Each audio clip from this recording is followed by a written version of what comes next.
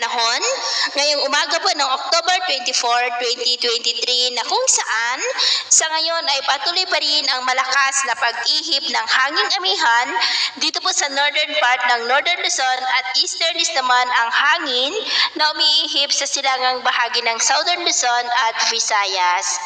Ang shear line naman gaya na inyong nakikita ay nasa silangang bahagi po ng Northern Luzon. Ang shear line nga po ay ang linya ng hangganan ng malamig na amihan at mainit na easterlies na nagdudulot po yan ng mga pag-uulan. At ito naman po ay pinapakita ng forecast model natin po ang ginagamit hanggang sa susunod na 2 linggo.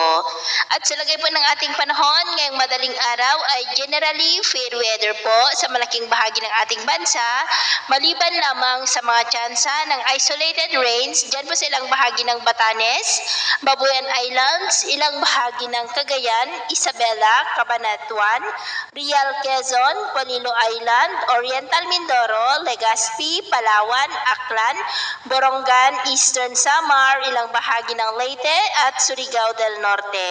At mamaya ay sisikat ang araw sa malaking bahagi po ng ating bansa maliban sa mga tsansa ng maulap na kalangitan na may mga pulupulong pag-ulan sa may Babuyan Islands, ilang bahagi ng Cagayan, Isabela, Quezon, Sorsogon, Palawan, Romblon, Masbate at Aklan. At ngayong hapon po, mas maraming lugar na sa ating bansa ang makakaranas ng maulap na kalangitan na may mga pulupulong pag-ulan. Kaya kung lalabas tayo sa ating mga tahanan ay ugaliin po natin lagi ang magdala ng kahit anong parangga natin sa init ng araw at proteksyon na rin po sa mga biglaang buhos ng ulan.